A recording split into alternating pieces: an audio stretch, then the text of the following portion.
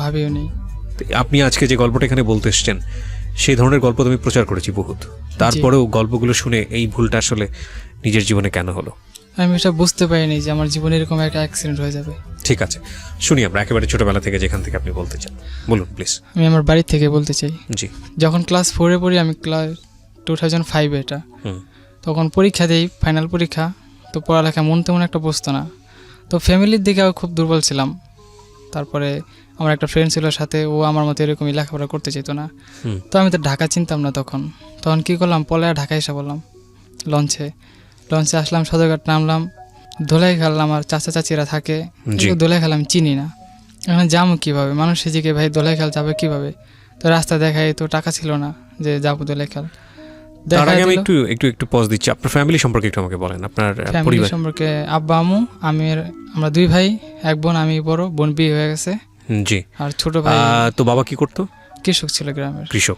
Class 4-এ আপনি ধোলাইখালে মানে ঢাকায় আসতে যাচ্ছেন, জি। কারণটা কি? মানে ভালো লাগতো না লেখাপড়া। বাড়ি যেন কোথায় ছিল? শরীয়তপুর থেকে। ঢাকা তো কাছাকাছি। জি। লেখাপড়া ভালো লাগতো না, এই কারণে আপনি ঢাকা চলে আসছেন। জি। তো কি করবেন ঢাকায় এসে? কোনো প্ল্যান ছিল যে ঢাকায় সেটা কাজ করব, এবং যার সাথে এমন একটা মালিকের সাথে যাতে সম্পর্ক হয়, যার সাথে সারা জীবন থাকা যায়, তার দ্বারা তাকে ধরে জীবনে কিছু করব, এরকম একটা চিন্তাধারা ছিল। আচ্ছা, ঠিক আছে, তো বলেন তারপর। তো ধোলাইকাল আসলাম, এখন চাচিগো বাসায় যাব। চাচিগো বাসা আমি চিনি না। তো আমার একটা চাচা আছে, মাইজা কাকা, হ্যার নাম হলো হাসিন মোল্লা। তো হ্যার বাসা আবার দুপখোলার এদিকে। ওই দুপখোলাটুকু আমি চিনি রাস্তাটা। তারপরে সেই রাস্তাতে গেলাম, দুপখোলা তেমন একটা চিনতেছি না, লোকেরা জিজ্ঞাসা করতেছি দুপখোলা মাঠ, সেখানে গেলে আগে চিনতে পারতাম। তো মানুষকে জিজ্ঞাসা করতে করতে আমি সেখানে গেছি। তো আমার চাচির একটা বাড়ি থাকতো, 3 তলা থাকতো, ছাদের উপরে বাসা ছিল, টিনের উপরে চাল ছিল টিনের। তো সেখানে গেলাম, সেখানে আমার 2 চাচা থাকে, মাইজা কাকা আর হাইজা কাকা। তো হাইজা কাকার বউ হ্যাভ একটু মিজাজ বেশি আর কি, পছন্দ করতো না কেউ আসলে। তো আমার মাইজা কাকার ঘরে যা বসলাম, দেখলাম এরা ঘুমায় রয়েছে। তারপর ডাক দেওয়া ঘরে বসলো, নাস্তা খাইতে আসলো, নাস্তা আমি খাই নাই, আয়া পড়ছি। আব্বা খুঁজতেছে, তখন আব্বা ঢাকা থাকতো, এখন বর্তমানে গ্রামে থাকে। ঢাকায় থাকতো দোলাইখাল, সে জানতো না আমি এসে পড়ছি। কিন্তু তারপরে আমার আম্মা আমার চাচিকে ফোন দেওয়া বলছে যে এই ব্যাপার, বিল্লা তো বাড়ি থেকে পলায় গেছে গা, পরীক্ষা দেয়নি, পরীক্ষা টেবিল থেকে গেছে গা। তারপরে আমি ওখানে একটা মসজিদ আছে নারিন্দা, দক্ষিণ মুসলিমদের বড় মসজিদ, ওই গেটের সামনে বসে রয়েছি। কি করবো, অনেক ক্ষুধা লাগছে, কাঁদতেছি ক্ষুধায়। এখন আমি চিনিও না কারো বাসায়। তারপর একটা হোটেলে ভাবতেছি কাজ করব, ছোট একটা হোটেল ছিল। তো তার আমি জিজ্ঞাসা করি, আঙ্কেল কাজে নেবেন আমাকে? পরে কয় তোর বাড়ি কি? আমি কি বাড়ি শরীয়তপুর, না সরি, আমি বললাম আমার বাড়ি স্নানঘাটা, মানে আমার গ্রামের বাড়ি যেটা। আমি জেলা টেলা এসব বুঝতাম না তখন। পরে আচ্ছা কাজ করবি, তুই করতে পারবি, এত ছোট বয়স। এর ভিতরে আমার আব্বাই আমার আয়া পড়ছে। ওই যে হোটেলটা, হোটেলের সাথে একটা গলি আছে, ওই গলি থেকে ম্যাচ থাকে, সেখান থেকে আব্বা বেরিয়েছে। দেখা আমারে, আমি আবার ভয়ে কোনো কথাটা তো বলি নেই। সে বললো তুই এদিকে কে লেগা? তখন আমারে কয়, তখন খুব রাগে বলতেছে তুই এদিকে। তখন আমি বলতেছি আমি বাইরে থেকে আয়া পড়ছি, স্কুলে যাবো না, পরীক্ষাতে আয়া পড়ছি। তো কিছু কয়নি। তো আমার ওই যে ফ্রেন্ডটার আমি নিয়ে আয়া পড়ছি, ওর আব্বা ওরকম খবর পেয়েছে যে ঢাকা। তখন আমার 2 বন্ধু মিলে ঢাকা এসেছিল। জি। ওর বন্ধুর বাপে আবার দেশে আবার আয়া পড়ছে, খবর পায়। ওর বন্ধু আবার বাপে আবার গ্রামেই থাকে, ওদের কেউ নেই ঢাকা। তো আইসা পড়ছে পোলারে খুঁজতে, তার লাগে আমারও বোঝায় না, 100 টাকা দিয়ে পাঠায় দিছে লঞ্চে। আমি আবার আইছি, সে পরীক্ষা তো দিতে পারি নাই। তারপরে আবার পরের বছর পরীক্ষা দিলাম। তো ভাল লাগে না, কারণ মায়ের কি আমার ভাল লাগে না, আমি কাম করুম, নাহলে আমার দেশটা দোকান লেয়া দাও। মায়ের দিত না, এত অল্প বয়সে কী করবি তুই, পড়ালেখা করেই ভালো। তারপরে আমার এক দূর সম্পর্কের ফুফাতো ভাই ছিল, ওর আব্বা মারা গেছে ইদানিং, কখন অসুস্থ ছিল। আর ওর আম্মা ওরে ছোটোবেলায় রেখা চলে গেছে অন্য একজনের কাছে। তো ও আবার ঢাকা ঢোকা চিনতো, সব আমার থেকে ভালো বুঝতো, লেখাপড়া তখন একটুও করেনি। ও আমার বলতেছে তুই ঢাকা যাবি? আমি কই হ ভাই যাবো, দেশে ভাল লাগে না, ঢাকা যারা কামে কমে লাগাই দিছে আমারে। আমি বলতেছি যাবো, তুই নিবি আমারে? হ আমি তোরে নিবো, কিন্তু মামি তোর করতে পারবি না। ওই আমার মারে তোমার মামি ডাকতো, যেহেতু আমার ফুফাতো ভাই। তারপরে কয় ঠিক আছে আমি তোরে জানামো। 2-3 দিন পরে আমি কই কিরে যাবি না? তো কয় হ যামো, ভাড়া ভরা টা জোগাড়লেই। পরে ওর আবার নানির কাছে থাকতো, নানির তারে 200 কয় টাকা জানি খেয়াল নাই, এরকম নিছে। নিয়ে আমার করলো ভাড়া তো লাগবো না, আমাকে, আমার তো ছোটো মানুষ, খাইতে যা লাগে। তো পলায়া লঞ্চে ওইটা ঢাকায় পড়লাম। দোলাই খেলা যাইনি, সদরঘাটে সকাল তেলা বিকাল 5টা বন্ধু ছিলাম, আসরের দিনের পরপর। শীতের দিন ছিল, মানে ঠান্ডায় থাকতে পারি না, কিছু আনি নেই, কী করবো মনে। এবারে টার্মিনালের ভিতরে বসে রয়েছি, বাইরে এলে ঠান্ডা লাগে, মানুষজন চলাচল গরমটা একটু লাগে। তো সেখান থেকে বের হয়ে গেলাম, ওখান দিয়ে অনেক হিরুঞ্চি বিরুঞ্চি পোলাপেন দেখা ডরাই গেছে গা। তো ও তো আবার ডরেনি, ও আগের থেকে ঢাকা আসা যাওয়া ছিল। তো বের হয়ে গেলাম এখান থেকে, বের হয়ে আমরা আবার সেই দোলাই খেলাম। দোলে খেলে আয়া আমার আব্বাই আমার জিগিত আছে, দেখ তুই যে লেখাপড়া করবি না, আমি করিনি লেখাপড়া, বাড়ির যে দলিলপত্র কাগজপত্র আছে এগুলি যদি তুই না বুঝোস তাই জায়গা জমিন কেমনে বুঝে রাখবি। তখন আমি গেছি আমার ভালো লাগে না, আমি লেখাপড়া করব না। তখন আমি আর কথা শুনি নেই। তারপরে ওই যে হোটেলের কথা বলছিলাম, হ্যাঁ যা কইছে ভাই আমার প্লটে রেখা দেন, খাওয়াইলো রেখা দেন। 10-15 দিন কাম করার পরে আবার এসে দেখ, তুই এখনো চিন্তা কর, সামনে তো ফাইনাল পরীক্ষা। তখন আমার পরীক্ষা এসে পড়ছে সামনে, 2-3 মাস বাকি ছিল আর কি। তখন আমি বলতেছি না আমি যাবো না, আর ভালো লাগে না, আমি আর বেশি করবো না, আমি হেনতে অন্য জায়গায় যাবো, গাছে খুঁজে পাবে না। সেই ভয়ে আর কি আমার তেমন একটা চাপ সৃষ্টি করে নেই। তার ওইখানে আমি 6-7 মাস ছিলাম। 6-7 মাস থাকাতে আমার বেতন দিত মাসে 500 টাকা, 3 বেলা খাওয়া। আমি কি 500 টাকা আমার পোষায় না। কি কাজ করতেন? হোটেলে ওই যে নাস্তা নাস্তা দিতাম, মানে হোটেল বয়ের কাজ? জি, বয়ের কাজ, নাস্তা নাস্তা এনে দিতাম। তো ওইখান থেকে আমি বের হয়ে ইসলামবাগে গেছিলাম। ওইখানেও একটা বন্ধু থাকতো আমার, দেশি ভাই আর কি। ওর ওইখানে যা পরিচয় করলাম, দেখবে এটা কাজে লাগাবি, তুই কী কাম করবি এই বয়সে ঢাকা আইসোস। পরে ওর ওখানে একদিন ছিলাম, একদিন থেকে আমি আবার দেশে গেলাম গা। অনেক এই কাম ভালো লাগে না, হোটেলে কাম মানুষের ঢাকায় মানুষ অনেক মুখ খারাপ করে, এই ঢাকা বাপ মাও গালাগালি করে। পরে ওখান থেকে গেছি আমি না কই, বেতনে নিয়ে নেই। পরে আবার দেশে পাঠিয়ে দিল। দেশে যাই আমি 1 বছর ছিলাম, কোনো লেখাপড়া করিনি। ওই বাড়িতে ঘুরছি গাড়ছি খাইছি। কিন্তু সে আমার বই নেওয়ার কথা, তোমার পোলা যে এমনি রাস্তা দিয়ে ঘুরে ফেলে পোলাবেন লাগে, সেটা দেখো নেশাবানি করবো দেখো। মায়া আবারও কইতো না এগুলো করবো না, আমি কিছু খাই না, কোনো নেশাবানি এখনো করি নেই। পরীক্ষাতে আমি দেই নেই, গেল ঈদ আইসা পড়ছে, আব্বাইও আহে নেই, জিদ করে আমি লেখাপড়া ছেড়ে দিয়েছি দেখা। পরে ঈদের দিনকে সকালে আমার লেগে জুতা আনছে, প্যান্ট আনছে, আমি অনেক খুশি এগুলো পায়া।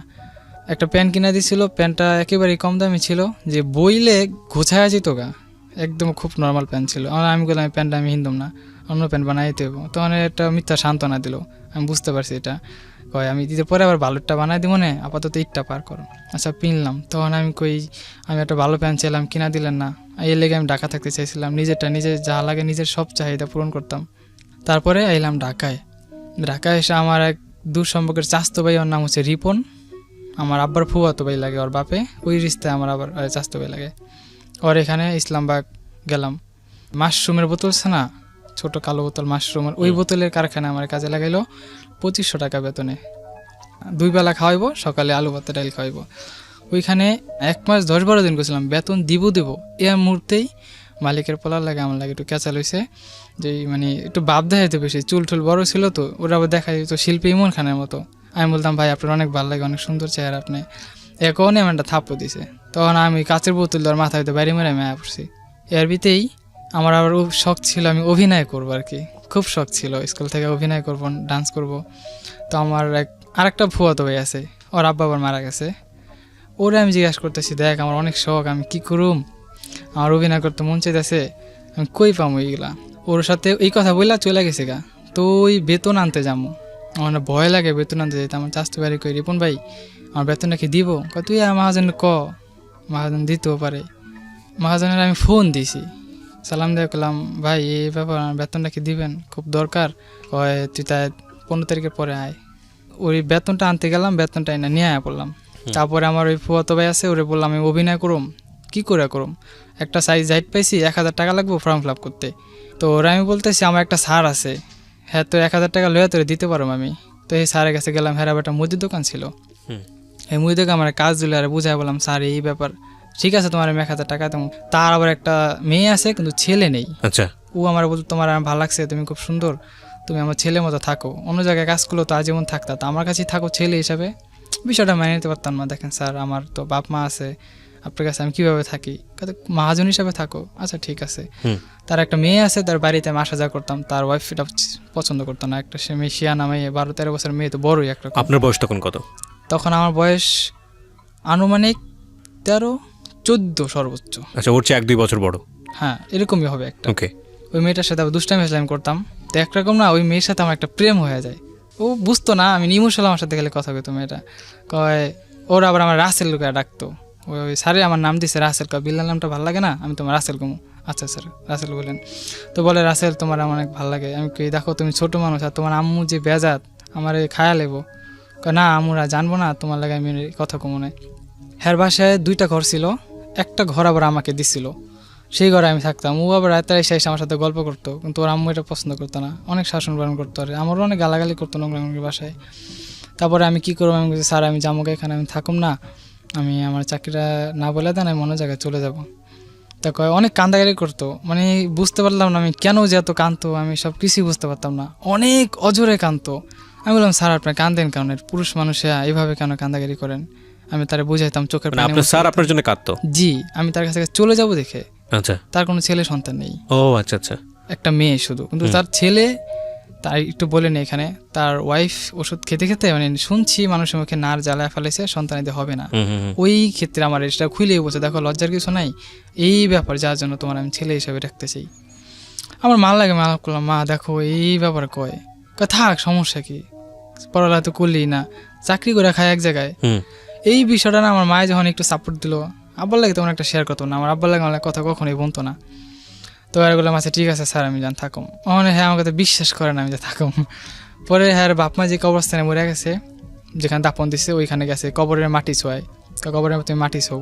আমি স্যার আমার মুখের জবান, আমি বলছি থাকুম কোনো সমস্যা নেই। তো না তুমি আমার কবরের মাটি ছুঁইবা, মাটি ছুঁইলাম। তো আমি বলছি ঠিক আছে যান, জবান দিলাম, কসম খেলাম, কিন্তু আমার একটা শখ আমি অভিনয় করুম।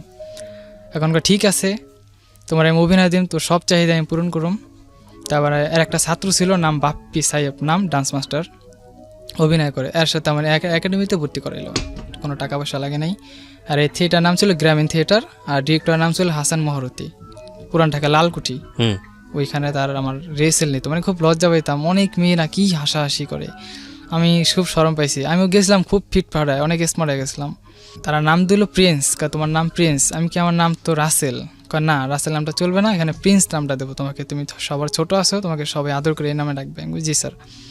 আমি 30 থেকে 35টা মঞ্চে নাটক করছি এবং শাহবাগ পাবলিক লাইব্রেরিতে অনেক শো করছি। তো ওই দিক দিয়ে না আমার খুব ভালো লাগতেছে, আমি অনেকটা আগে বাড়াইতেছি। তো ওইখানে আমার একটা ডিরেক্টর এসে বলে তোমার নাম কি প্রিন্স? তো একটা অনুষ্ঠানে আমি নাচছিলাম, সেটা দেখে সে আমাকে পছন্দ করছে। আচ্ছা তোমার ফোন নাম্বারটা দিয়ে দাও। দিল কয় টিভি নাটকে কাজ করবো? আমি কই স্যার আমি যদি চান্স পাই অবশ্যই করবো, অনেক স্বপ্ন আছে টিভি নাটকে আমি আসবো। উনি আমার নাম্বার নিল, 3 মাস 4 মাস পরে ফোন দিছে, তখন আমি অসুস্থ, জ্বর অনেক। বললাম স্যার আমি অসুস্থ, তো এখন আমি কোনো থেকে আসতে পারবো না। তোমার সাথে কথা বলে জি স্যার বলেন। তুমি আগামীকালকে সকালে আমার সাথে শুধু একটু দেখা করো, কথা বলে আমি তোমার সাথে চলে যাব। তাহলে স্যার আমার বাসায় আসতে হবে। তো আমার বাসায় ছিল নারিন্দা দক্ষিণ বসন্তী। তো সেখানে সে আসলো মোটরসাইকেল দিয়ে, আসার পরে তার একটা কার্ড দিয়ে দিছে আমারে। সেই কার্ডটায় বললো যে তুমি যখন সুস্থ হবা, টোটালি ফ্রি হবা, যখন আবার থিয়েটারে যোগদান করবা তখন তুমি আমার সাথে যোগাযোগ করবা। তার সাথে আমি যোগাযোগ করি নেই। একের পর এক আমার অফার আসতেছে, বিভিন্ন জায়গায় বিক্রমপুরে যাচ্ছি, তারপরে মানে বিভিন্ন জায়গা থেকে আমার ফোন আসতো।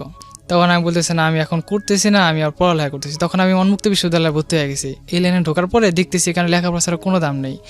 ওই স্যারেরে তখন আপনি থেকে তুমিতে চলে গেলাম, মানে আমিও একরকম হয়ে গেলাম তার সাথে। ঠিক আছে থাকি, সমস্যা কি। তখন আমি বলতাম আমার না অনেক শখ, ওই যে ঢাকা শহরে বাত্তি বুত্তি বিয়ে শাদী হয়, এরকম আমার বিয়েতে বাত্তি জ্বলবো, অনুষ্ঠানে হইব, ডিজে হইব, আমি এগুলো অনেক ইচ্ছা আমার। তুমি আশাটি পূরণ করবা। ফোনে ফোনে কথা বলতাম, মাধবী আমি তোমার সাথে কিন্তু ফোনে কথা বলবো, বাট ঘুরতে যাওয়া, ভালোবাসা, আবেগ, ইমোশনাল এসব কিছুই কিন্তু আমি পারবো না করতে। কারণ আমার জীবনে অনেক বড় প্ল্যান আছে, আমি অনেক বড় হব, অনেক নায়ক, আমার অনেক ইচ্ছা, আমি ফিল্ম স্টারে ছবি করব, অনেক স্বপ্ন ছিল। তো আমার বলতেছে ঠিক আছে সমস্যা নেই, আমার ফ্রেন্ড হিসেবে কথা বলবো। বলতে বলতে বলতে উপরটা আমি কিরকম জানি একটু দোয়ানো হয়ে গেলাম, কারণ ওর সাথে কথা না বললে আমার ভালো লাগে না। মাধবীর সঙ্গে? জি মাধবী, কারণ ভালো লাগে না, আমি কি করুম। এটা আবার স্যার কিন্তু জানতো না এসব। তো একদিনকে হঠাৎ করে ও আমারে মানে পানি ছিটা মারে, ওই যে রিহার্সেলের পরে যে বিরতি দেয় 5 মিনিট, এসে করে পানি ছিটা মারে। এটা স্যার দেখা ভালো, পানি ছিটা দিল গা, মানে ও আমার অ্যালার্ট করলো এখন রিহার্সেলটা আমার শুরু হবে। মিথ্যা কথা বলে এড়াই দিছি। তখন থেকে সে আমার ডাউট করতে লাগলো ওই মেয়েটার সাথে। আপনার স্যার? জি স্যার ডাউট করতে লাগলো, ওই মেয়েটার ফলো রাখলো। যখন রিহার্সেল শেষ হয়, আমরা যখন যার যার ঠিকানা চলে যাই, ও ওরা আমি শিখিয়ে দিয়েছি এখন আমার থেকে কথাটা কম বলবেন, ইশারা দিয়া শুধু বাই বাই টাটা টাটা বলতো। এটা স্যার দেখছে, কই তোমার হাত দেখাইলো কে? স্যার আমি কেমন রকম এটা আমি জানি। পরে আমার সাথে সে অনেক বিহেভ করে, অনেক রাগারাগি করে, এই লেগে তোরে আমি এত কিছু করছি, তোরে এত দূর আগে আনছি, এত টাকা পয়সা খরচ করি, মেয়েগো পালায় বলে তোর আমি জীবন আমার লক্ষ্য মধ্যে নিতে পারব না, অনেক কথাবার্তা শুনাইলো। তারপরে এই করে করে না, আর তার বউ একদিনকে হঠাৎ করে আমার ডাকাইছে, আমি মনে হয় ভয়ে যাচ্ছি না নাকি কি কোনো কিছু না ফ্ল্যাশ হয়ে গেল না কিছু কইলো। আমি বসে গেলাম, চাচি সালাম দিলাম, আসসালামু আলাইকুম, ভালো আছেন? কয় তোর সাথে কথাটা কি ছিল আমার? চাচি আমি তো কথা দিছি চলে যাব কিন্তু পারতেছি না, এখন আমি কি করুম? হ্যাঁ আমার এই ব্যাপারে এই কসম দিছি, আমি কয়ে দিছি। এখন এগুলো আবার স্যারের পাশে আবার একটা জানালা ছিল, স্যারে আবার এগুলো কেমন জানি শুনছে। আমার বলে না হাজা করে কহ তুই আমার বউরে কি করছিস, মানে মন মনে মারে কি করছিস? আমি কিচ্ছু না, আমি সবই শুনছি রাসেল। আমিও না আর ভয়ে কয়ে যেতাম সব এই ব্যাপার কি করবো আমি। এই কথা হইল না, হ্যাঁ আরেকটু মানে কেমন জানি একটু মানে টেনশন ফিল করতেছে, চোখ মুখ লাল হয়ে আবার কাঁদতেছে। আমার স্যার আমার ভালো লাগে না, দেখ নিজে এমনিতে এত টেনশনে আছে, আমার কি লেগে এত ব্ল্যাকমেল করতেছেন আপনি? আমি সামথিং রং, আমার কাছে কেন জানি মনে হচ্ছে যে মানে একটা মানুষকে আপনার বাড়িতে গিয়েছিল উনি? জি না, আমার বাড়িতে কখনোই যায় নাই।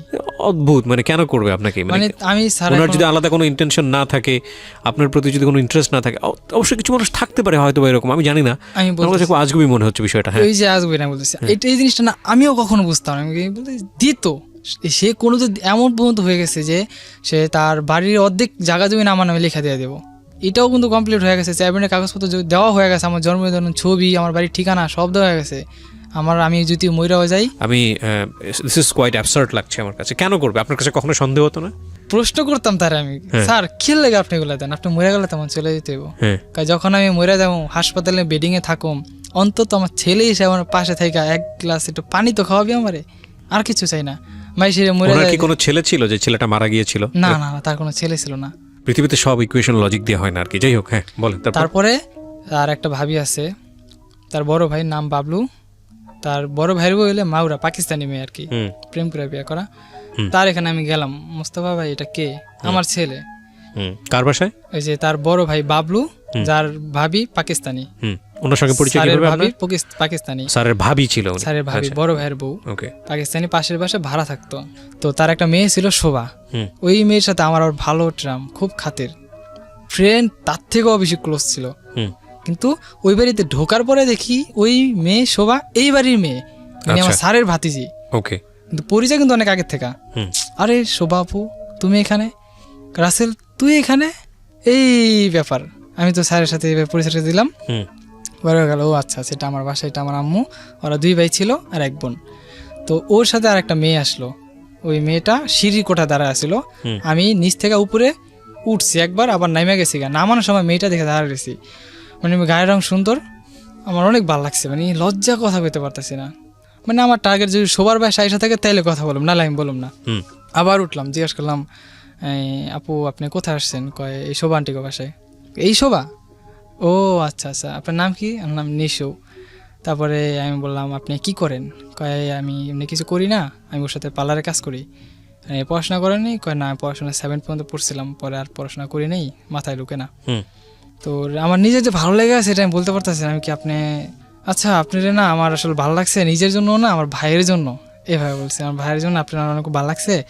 আমার ভাই বিদেশ থাকে, আমার একটা ভাই বিদেশ থাকতো, চাস্তো ভাই সিঙ্গাপুরে, ও বিয়ে করে নাই। আমি ওরে দিয়ে বলছি আমার এই ব্যাপারে ছবি দেখালাম, আমার এই ভাইয়ের বিয়ে করার মতো আসলে তো আপনার খুব ভালো লাগছে আমার। তখন আমি যে তার ফোন নাম্বারটা চামো, আমার ভিতর থেকে এই সাহসটাও আসে না। তো শোভানটি জিজ্ঞেস করলাম যে শোভাপু এটা কে? কয়টা আমার খালাতো বোন। তো ওইখানে ওই মেয়েটার সাথে কথা, 2 বছরের ভিতরে আমি আর পাই নাই। শোভাপুরে যে জিগা মাকবারা, আমি এই সাহসটাও পাই না, যদি কিছু মাইন্ড করে যদি স্যারেরে বইলা দেয়। এখন ওই যে স্যারেরে বললাম না একটা ভাগ্নি অ্যাপার্টমেন্টে বিল্ডিং দিছে, ওই ভাগ্নির বাসায় যাইতাম আর বলতাম আমি না একটা মেয়েরে খুঁজতেছি স্যার, আমি মেয়েরে পাইতাছি না। কি লাগে, আমি কি আমার খুব পরিচিত কিন্তু পাইতাছি না, কই যে পাই। ঢাকা শহর খুব গোল, একদিন ঘুরতে ঘুরতে পাওয়া যাবে। তারপর আর একটা ভাগ্নি বাড়ি আছে দয়াগঞ্জ করাতিটোলা, ওইখানে গেলাম। এটা কিন্তু 2 বছর পরে বলতেছি আমি। তার একটা মসজিদ আছে করাতিটোলা, মসজিদের পিছনে একটা বাড়ি আছে তার ভাগ্নির বাড়ি, ওই বাড়িতে গেলাম।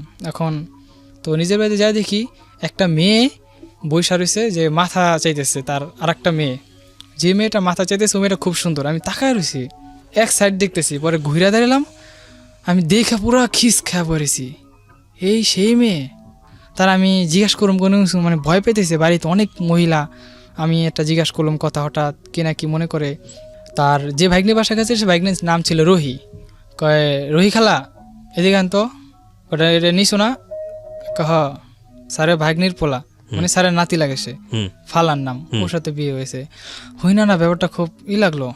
বিশ্বাস করি নাই। আমি স্যার কি বিশ্বাস করেননি? বিয়ে হয়ে গেছে। কার বিয়ে হয়েছে? ওই যে নিশু। নিশুর বিয়ে হয়েছে? মানে ওরা খালাতো ভাই বোন বিয়ে করছে। আচ্ছা, বিয়ে হয়ে গেছে, এই মেয়েটাকে দেখে আপনার ভালো লেগেছে? হ্যাঁ। কেন ভালো লেগেছে? ওই যে 2 বছর আগে তারা আমি দেখে রাখছিলাম। 2 বছর আগে দেখে রেখেছিলেন বলতে? ওই যে বললাম না সিঁড়িগোটা তারা কথা বলছি।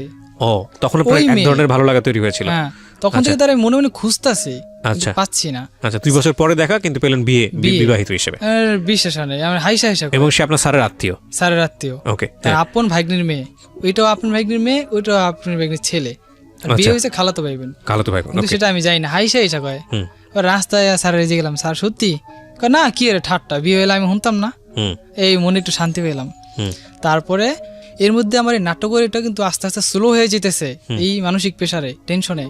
আবার ওই মেয়েটা টেনশনে, রিহার্সেলে যাচ্ছি না, শো করতেছি না, বিভিন্ন স্যারেরা ফোন দিতেছে আমাকে।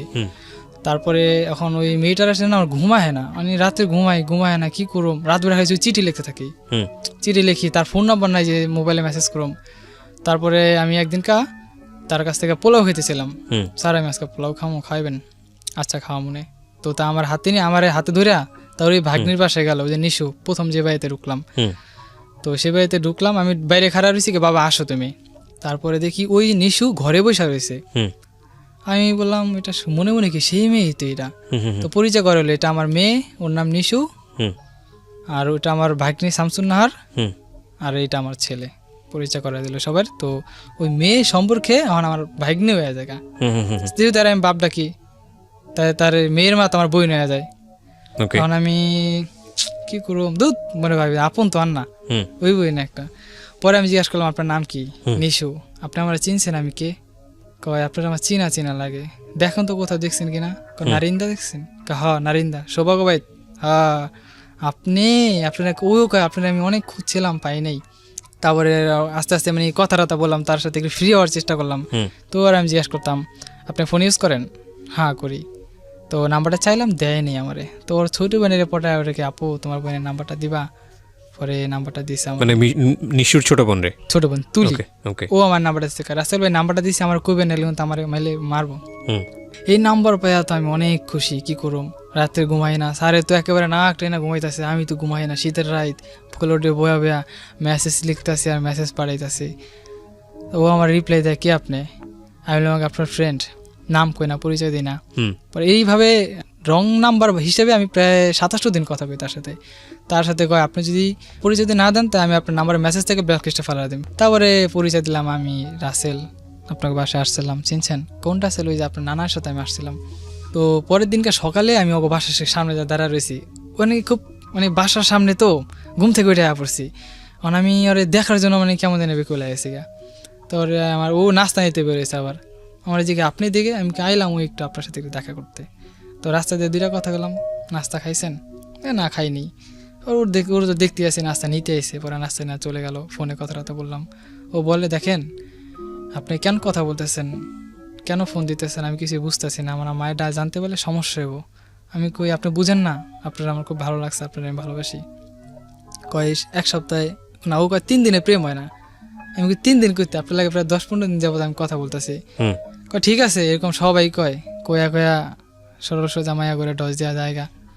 আমি কি না, আমি যাবো না, আপনি দেখেন আমার সাথে কথা বলেন, যদি ভালো লাগে সম্পর্ক করেন, না হলে ব্রেকআপ করে দিন। ও আমারে বলতো আপনি আমাকে বিয়ে করতে চান? আমি কই বিয়ে সেসব পরে। চেনে তখন আপনাকে? হ্যাঁ, তোমার পরিচয় হয়ে গেছে, পরিচয় হয়ে গেছে, টোটাল পরিচয় হয়ে গেছে, আমি কে কি আমার পরিচয় বাড়িঘর সবই জেনে গেছে। তখন ওরে আমি বলি তোমাকে আমি বিয়ে করব, তোমার আম্মু দিবে আমাকে? কয় সেটা আমি জানি না, আমার আম্মুর তো ম্যানেজ করে নিতে পারেন, আমি রাজি। এই কথা বলার পরে না আমি আরো খুশি। পরের দিনকে দুপুরবেলা আমি আবার দেখতাম ওর মা কোন টাইমে বাড়িতে থাকে না, ওরা আবার আবার মৃত, ওর আব্বু মারা গেছে, ওরা ছোট রেখেই। এই ঘটনাতে বলতাম দেখেন আপনার আমার ভালো লাগে, আপনার সত্যি ভালো লাগে, আমি আপনার সাথে রিলেশন করতে চাই। তখনও আমার বলে আমার কিন্তু বিয়ে হয়ে গেছে। আমি ধর কি করেন আপনার বিয়ে হয়েছে? বিয়ে হলে আপনার নাকেরটা কো, হাতের চুরি কো, আমি সব খুইলা ফেলেছি। আমার খুব খারাপ লাগলো এটা, আপনার বিয়ে হয়ে গেছে? হ্যাঁ আমার বিয়ে হয়ে গেছে। কয় না সত্যি, আপনার কাছে এখন আমি লুকায় রাখুন, পরে আপনি জানতে পারবেন বিষয়টা কেমন হবে, তখন আপনার চোখে আমি ছোট হয়ে যাই, বরং আপনার কাছে আমার সে দামটা থাকবো না। ও বলো ওর মারও একটা বিয়ে হয়েছে, সেটাও মানে সব সত্য কথা আমার বলে দেয়। আমার মারও একটা, আমার আব্বা মারা যাওয়া নেই, আমার মায়ের খুব করুণ অবস্থা পড়ে যাওয়া নেই, আর আম্মা একটা বিয়ে হয়েছে। তখন আমারও এরকম বিয়ে হয়েছে, আমার খালতো পেরে পটা বিয়ে দিয়েছে আমার কাছে। ওই ছেলের সাথে সম্পর্ক ছিল, ঘর সংসার ছিল মাত্র 15 দিন, শুনছি। 15 দিন ছিল, মানে ওরা একসাথে থাকা থেকে হয় নাই। আমি কি আপনি ডিভোর্স দিচ্ছেন? কোনটা দিয়ে নেই, আজকে কালকার মধ্যে হয়ে যাবে এটা, আপনার বিয়ে হয়ে গেছে, এত সুন্দর একটা মেয়ে, তা ডিভোর্স দেবেন কেন? কথা নিতে চাইতেছি, দিয়ে দেবো, ওর সাথে আমি সম্পর্ক করবো না, আমার ভালো লাগে না, ও অনেক কষ্ট দিচ্ছে আমারে, আপন খালাতো বোন আপনার বিয়ে করছে, আপনার অত্যাচার করছে, আর মানে কি? আমি জানি না, আমার অনেক কষ্ট দিচ্ছে, অনেক অত্যাচার করছে, বিস্তারিত খুইলা বলেন। আমি ঠিক আছে যান, যা হয়েছে হয়েছে, আপনার আমার ভালো লাগছে, আপনার আমি বিয়ে করুন, আপনি রাজি? আপনার ফ্যামিলি আমার ফ্যামিলিটা আমি দেখবো, আপনি রাজি কিনা? ওটা আমার স্যারের কথা বললো, স্যারে দুধ, আপনি আমার কাছে বিয়ে পাবেন না স্যারের কাছে বিয়ে পাবেন, এই গেল হাসাহাসি করে ওই জিনিসটা ওইখানে শেষ করে দিলাম। আর বিয়ে নিয়ে আর কোনো কথা টথা বলিনি আমি। তো ওইভাবে ফোনে কথা বলতে বলতে না, ওর মা একদিনকে হঠাৎ করে দেখা বলেছে আমি ঘরে খালি ঘরে ওর সাথে কথা বলতেছি, কয় তুমি? আমি কই জি আন্টি, সালাম দিলাম। ও মা আইসে, তার 5-7 মিনিট পর আমি কান্টি চলে যাই, কয় আবার আইসো। পরে ওর মায় ওরে কি না কি কইছে, এটা পরে আমার ফোন দিছে, পরে এই ব্যাপার আমার মা জিগায়, তুই বুঝোস না কি লেগা ওই ঘরে আহে? ওকে আমি তো বুঝি, তোমার লাগে প্রেম করতে চাই। তো ওর মায়ের কয় না, আমি প্রেম করি না, এমনি ছেলেটা কথাবার্তা কয়, কিন্তু প্রেম করতে চায় মানে আপনার সম্পর্কে। জি, ওকে। এখন কি ওই আবার ওর মায়ের কথাছে, মা তুমি কি ওর লাগে আমি প্রেম করুম? এইভাবে ওর মায়ের ধামাচাপা দিয়ে দিল, যাতে ওর মায়ের বুঝতে না পারে সম্পর্কটা হয়ে গেছে। পরে একদিন ওর আমি কই চল আমরা ঘুরতে যাই, ওই নানারে সারে, আমার স্যার ওই মেয়ের কিন্তু নানা লাগে, আবার যেহেতু ভাগ্নির মেয়ে নানা, এই আবার আমার বাপ। আমি কি স্যার ওর সাথে না আমার বিয়ে দেবেন? কয় তোর ভালো লাগে? আমি কইছি স্যার আমার ভালো লাগে রে, আমি ওর বিয়ে করতে চাই, আর আমার অনেক কাজ পছন্দ হয়েছে। পরে ওর ব্যাপারে কিছু জানছো? আমি কি স্যার আমি অনেক কিছু জানছি, কিন্তু আমার ভালো লেগে আছে, কি করুম, সবই মাইনা নিছি। ঠিক আছে আমি আমার ভাগ্নির লাগে কথা কমো, এই কিনে 3-4 দিন সময় পার করে দিলাম। স্যার কইছেন আপনি ওরে? কয় না আমি কই নাই, কমু। পরে একদিন ওইখানে একটা ক্লাব আছে, ক্লাবের পিছনে বইসা আমার ব্যাপারে বিস্তারিত আলাপ কইলো। তার ভাগ্নি জানে, কয় মামু আমি তো জানি আপনি কি কইবেন, একই আবার আইসা দিচ্ছে, কয় বুঝতে পারছো তাইলে? তারপর বিস্তারিত খুইলা গেল। কয় ঠিক আছে। তখন আমি একটা চাকরি করি 4,000 টাকা বেতনে, সদরঘাট গ্রেট ওয়াল মার্কেটে। ওকে। ওখানে কয় ও 4,000 টাকা বেতনে চাকরি করে, আমার মেয়ে বিয়ে করে কি করব, ঢাকায় আমি কিরকম খরচ জানেনি তো। বুঝলাম সেটা ডাইল ভাত খাওয়া, আমি বাড়ি থেকে লাস্ট 20,000 টাকা না দিয়েছিলাম। ওই 20,000 টাকা আমি চাইছি, স্যার আমার টাকাটা দিয়ে দেন, বাড়ি থেকে মাই চাইতেছে। ঠিক আছে তোর আমি 15 তারিখে 10,000 টাকা দেবো, আর 10,000 তুই তো নিয়ে ভাঙ্গি খেয়াল আইসস।